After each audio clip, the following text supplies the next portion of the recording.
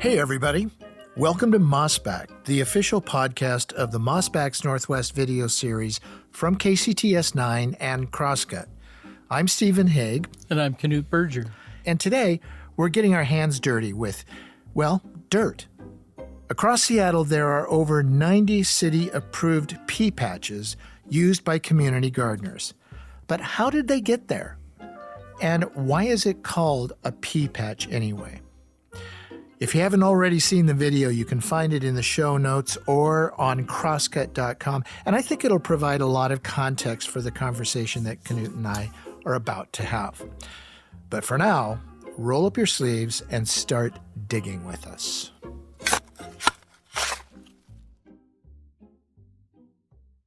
Knut, what was the inspiration or the peg that made you start digging on this story about pea patches? That's an interesting question because, I have a brown thumb. I'm not a gardener or a farmer by any means. I was actually working on a series for Crosscut about early examples of kind of sustainable urbanism in the city. So looking at the birth of the condo movement and various things. And while I was researching that, I came across an article in the 1962 Seattle PI about a farm in Wedgwood. And this man named Rainey Picardo was dubbed sort of the last farmer in the city of Seattle. And I was surprised that there were farms that late. And so I just began poking around, and lo and behold, it turned out that that farm, part of it, still exists. So what does that have to do with pea patches? Well, I always thought the pea and pea patch was like peas, PEA patch. Or public patch. Public patch, whatever. It never occurred to me it was actually named after a particular family, the Picardo family. So it actually is Picardo patch. So how did those two histories come together, the history of the pea patch and the history of the Picardo family of farmers? Yeah, well, so the Picardo family immigrated to Seattle in the 1890s. They came from near Naples in a village, and there was some thought, I think, about going up to the Klondike, but they ended up in South Park, and that area was largely agricultural at that time. And so they did what they knew, which was farming, and began farming. And, of course, back at the turn of the century, particularly the early 20th century, the Pike Place Market was an outlet for local farmers. This is pre-supermarket. There was a lot of concern about how do you feed a growing urban population. And the Pike Place Market offered a solution to, feed with locally grown produce this growing urban population, and to do it, of course, without having to go through the middlemen, the warehouse folks who jacked up prices and that kind of thing. So the Picardos were very much a part of that, and they eventually moved up to the Green Lake area, and they were looking for property in the north end, and they found a swampy patch of land called the Ravenna Swamp, which is in what's now Wedgwood.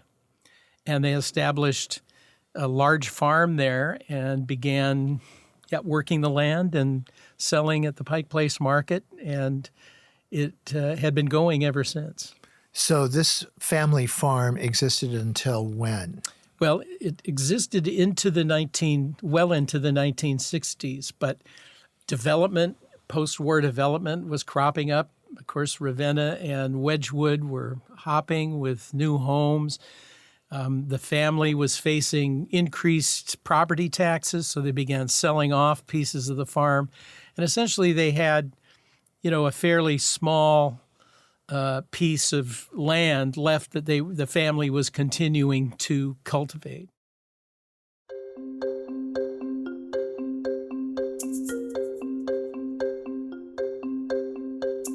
So in the early 70s, a member of the Puget Consumers Co-op named Darlene Del Boca, formerly Runberg, was inspired by Earth Day and the do-it-yourself DIY movement. She got the idea of working with Rainey Picardo to have part of that land gardened with fruits and vegetables by local kids. And so they worked out an arrangement, and the idea was that they would raise food and they would then donate it to Neighbors in Need, organizations like that came about during the Boeing recession when Seattle had massive unemployment. Began in 1969, lasted several years into the early 70s. And so, it sort of found a current new application for helping people in distress. When did the city start getting involved, and what's the evolution there? So in the early 70s, Runberg, after getting this project going, met a candidate for the Seattle City Council named John Miller. Later became an ambassador and a congressman. And he loved the idea of, this, it wasn't called a pea patch then, but essentially this small garden that was doing good in the community. And they began to sort of look at, could the city get involved and do this here, but in other places? And there were several things that drove that. One was there was a lot of concern at the time about open space.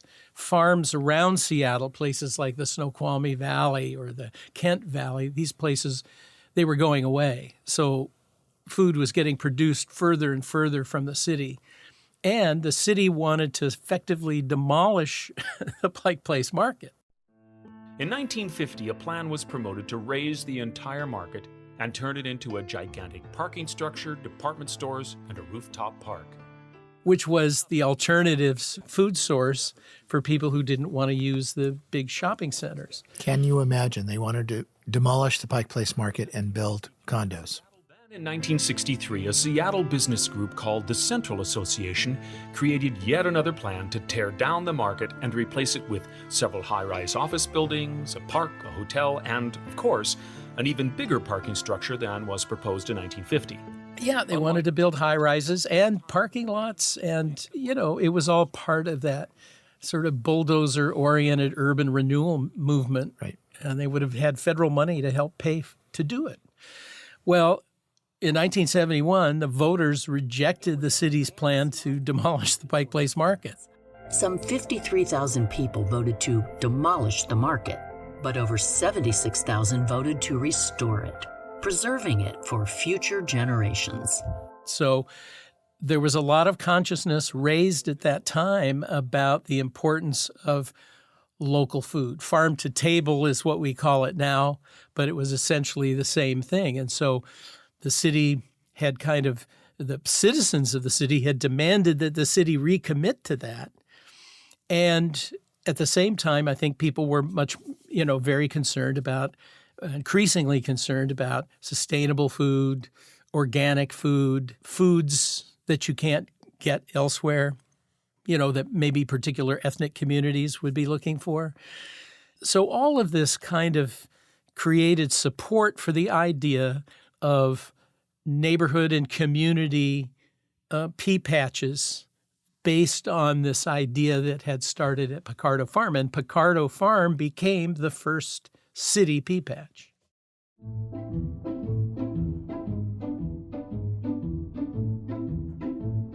I bet if you ask anybody on the street what the P in pea patch means, they would have no idea, right? I just learned this, that P is for Picardo. Yeah, unless you've read a History Link story or a Crosscut story or a city website, sometimes you could pick that up. But most people have no idea. What an incredible legacy. Well, it really is. For the Picardo family. Yeah, it really is. And they worked with the city to work out an arrangement where they could sort of do it on a trial basis for about a year and then were able to leverage that. Interestingly, they had a lot of support on the city council because the city council, sort of in the wake of the Pike Place Market debate, had really turned over and there was a more diverse council and more kind of progressive thinkers, including, interestingly, both Miller and Bruce Chapman, who's known more now for the Discovery Institute, but they really pushed this idea. Both Republicans. Both Republicans. they pushed this idea of getting these pea patches up and running in the early 70s. So something we don't think about today. So why were Miller and Chapman so interested in this? Well, Miller had been, introduced to this idea from sort of a grassroots person. I'm sure he thought it was good politics, but he was one of the politicians who was very concerned about vanishing open space. So I think part of it had to do with, can we preserve through sustainable urban gardening, can we preserve open space in communities and neighborhoods in Seattle? So I think that was one of the things. Bruce Chapman had seen community pea patches in Denmark. He had visited Denmark and from the train had seen these pea patches that were along railroad tracks and in various other places. And he just thought it was a good idea. He they're doing it in Europe. Yeah, why wouldn't that work here? I mean, there used to be, and this is just kind of interesting, I mean, Seattle had farms, really up into the early 20th century. We had dairies, we had slaughterhouses, we had chicken farms, chicken ranches. Agriculture was part of the early fabric of the city, not just in the pioneer period, but in some of its biggest growth years. And over time, regulation had eliminated a lot of that kind of activity from the city for public health reasons, also for NIMBY reasons. People didn't want to live next to a chicken ranch. My neighborhood, Rainier Valley, used to be called Garlic Gulch. You and I grew up in Garlic Gulch, and Garlic Gulch, Rainier Valley was full of, what we used to call truck farms or victory gardens from World War II, Victory gardens. We can grow food for victory in our own backyards. Because so long as this war lasts, great quantities of food must be grown. But these Italian families that moved into the Rainier Valley were, like the Picardos, they were growing food to eat. And there were a lot of food businesses there, Oberto's, Borrachini's, Sacco's Grocery. I mean, these things were still going when I was a kid in the late 1950s and early 60s. Our neighbors many of them were Italians and had gardens. So it had been a thing. And it had also been a thing that, was very important for immigrant communities. You're talking about people from, not just from Italy, but from Southeast Asia, influx of folks from there. There were people who wanted to be able to grow what they ate. They were used to it. They were farmers in their home countries and wanted to be able to do the same here. I think it seems to me that the idea of victory gardens has endured, that in times of scarcity or need, it is possible to raise your own food. And in doing that, a lot of people, including my family, have found great satisfaction in it. Well, this brings up an interesting point because the success of the Picardo farm was the city basically putting out the announcement to people, hey, if you want to grow a patch of this garden, you can apply. And hundreds of people responded. So it wasn't the kind of thing where they were pushing this on people. People were like, yes, this is what we want. And then the city has started creating pea patches all over the city. I mean, to me, one of the amazing things is all the different places they are now. We shot part of this episode on top of a parking garage near Seattle Center. There's a pea patch on top of the Seattle Center parking garage. There are pea patches in wealthy communities. There are pea patches in communities that struggle, where there's food deserts. They address problems of the modern city. And I think they're also seen as community binding materials, that one of the advantages is in many communities, pea patches are a gathering place, a place for entertainment. People will have parties, festivals, movie nights, whatever in the local pea patch. And so they kind of, provide some sense of community glue as well as, corn, zucchinis, endless zucchinis. And they're public spaces. Yes. They're public spaces where people come and talk to each other and work together and, all those good things.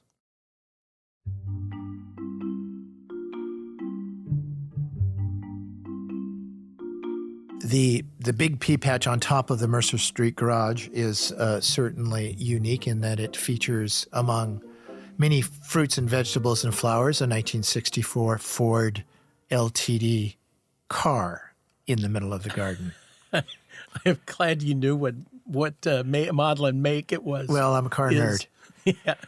Yeah. Well, it's interesting because you can't exclude the sort of beginning of the pea patch era with, the 60s and 70s, rising consciousness about the environment, about organics, all of that, sustainability. That helped, I think, push this forward at the grassroots level. And the converting of a parking space with a car in it to a garden while the car is still there and there's this giant plant coming out of the roof. Yes, the car is a vessel for growing things now. Yes, exactly. But it's a great sculpture. It's a great kind of commentary on what's possible, of course, in the era of climate change and worrying about fossil fuels and stuff. It makes a great humorous comment, classic Seattle style. That's right. It's very quite an irony. And if you've never been up to the pea patch on top of the Mercer Street garage, you should go. The color of that car, I can't describe what the color is. It is so iridescent. It's such a beautiful sculpture. Purple, pink, mauve, blue, which changes with every direction of the sun.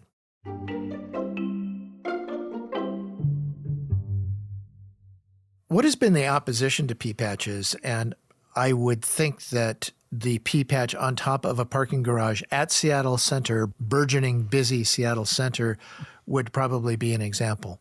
Yeah, well, there was a lot of controversy over whether the Seattle Center had the parking capacity when they were looking at redoing the old Key Arena into Climate Pledge Arena and having a hockey team, and where were all these people going to be parking? And so, yes, my understanding was the city thought about getting rid of that pea patch and opening up to parking to help solve that problem, but there was a grassroots protest against it, against shutting it down. And I think the grassroots support for pea patches is way stronger than any organized opposition. The picture of Climate Pledge Arena versus pea patch is just crazy to me. Yeah, of course it is. Yeah, because it is crazy.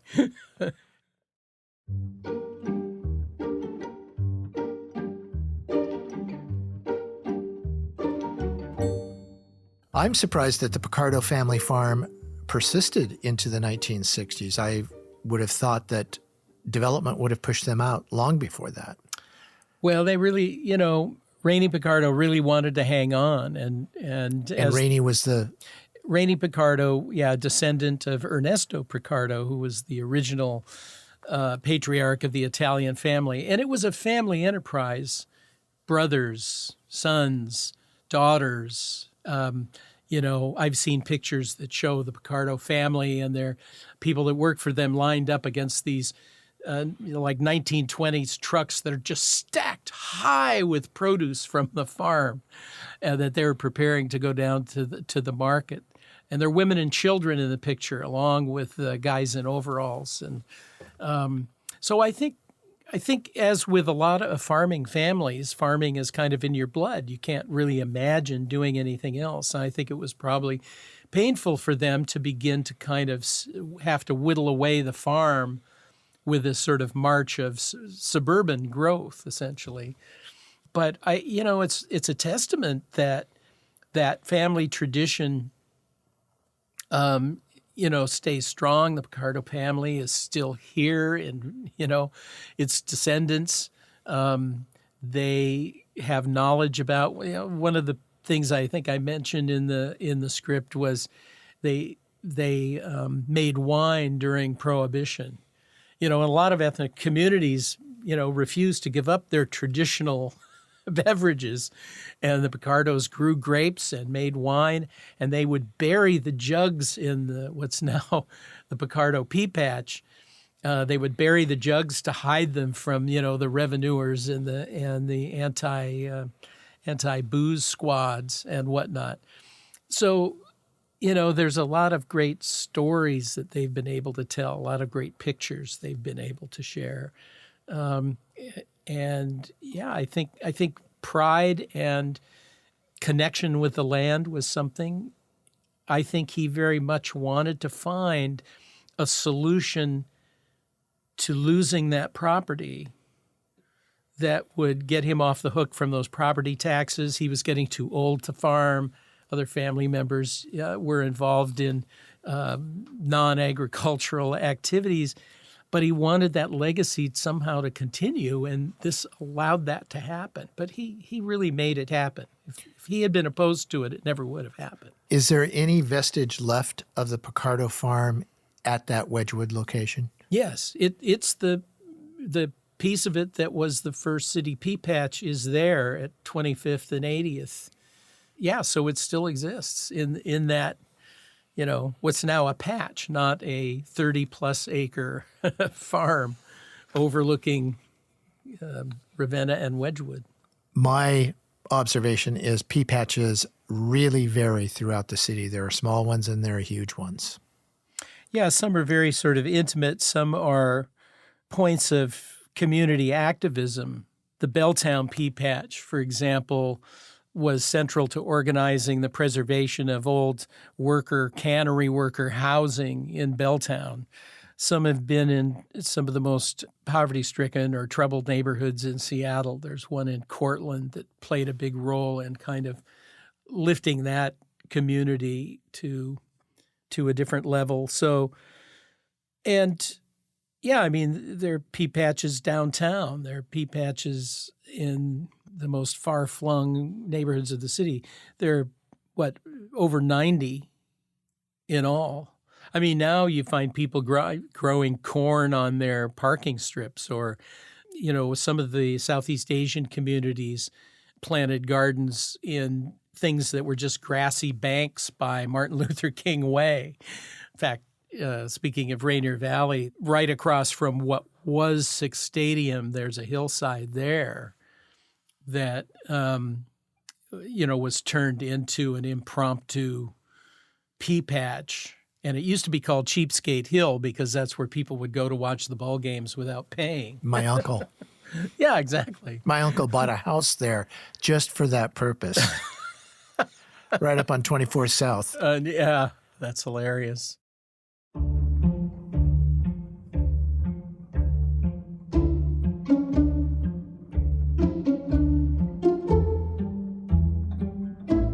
This is the 50th anniversary of the Pea Patch program, and I can't help but wonder if the Pea Patch movement has also spawned the drive for larger urban farms. Yeah, I think it has. I mean, I think it's raised awareness of what, pea patches can do for communities. And the fact that there is land in the city that can be used to grow food. Down the road from my house, and I have some experience with it, the Rainier Beach Urban Farm and Wetlands, which used to be a large nursery for the Parks Department to develop plants, and now has been turned over to the Rainier Beach Urban Farm and Tilth Alliance to not only grow food for people who need it, and it's quite a large operation, but also to teach young people, and especially young people of color, the ins and outs of growing food and the pleasures and the joys of growing your own food. Yeah, I mean, I think there's just a lot more awareness about the way farms that are integrated into the food chain of a large city have multiple benefits. I mean, in the 1960s, everybody thought the future was supermarkets. All the neighborhood grocery stores disappeared. The Pike Place Market was under threat of the wrecking ball. And now you've got 90-some pea patches around the city. You have these urban agriculture projects. People are realizing it's a way to eliminate things like food deserts. There's so many urban issues that they address or have caused people to address. And, it also came along at a time when the consciousness was shifting from the supermarkets. And it seems to be an activity that was also directed at increasing equity as far as food, not only food, but availability and accessibility to healthy food. Right. And I think that was, in a sense, a revival of an idea that predated now. That was one of the rationales for the Pike Place Market, was people of different ethnicities could come and they could not overpay for food that was the prices of which were being jacked up by middlemen. So I think there was an understanding of that at one point, and then certainly in the later period of chain stores and supermarkets, it got sort of steamrollered. I mean, the parts of the Rainier Valley didn't have grocery stores at one point. Still don't. Yeah. And so people are finding solutions to that, and those things have tendrils that go back to, I think, the intentions of the people who conceived and executed the first pea patches. One thing is true. When you walk into a garden space of any kind, but especially a community garden, I think it's just a calming effect on you. It's just to see people, or whether you're engaging in it yourself, growing things, growing food, working the earth is a very special feeling. Voltaire said, when times are tough, you cultivate your garden because it takes your mind off of everything else. The task is immediately at hand. And it's just something you do. And then, of course, there's the benefit of that. But I do know that when I go into a garden, and I'd encourage people to visit, for instance, the Mercer Street Garage Garden, you're entering into a different atmosphere, and it feels good. Yeah, you certainly are. When we were up there shooting, you're very aware of, there were hummingbirds, there were other birds twittering nearby, there were wind chimes. It's a calming kind of environment. You see people working in their garden. You see the way people have personalized their gardens with what they've chosen to grow, or putting up windsocks, or, whatever. There's this personal feeling about it. It's not cookie cutter. I think that speaks to what you're talking about.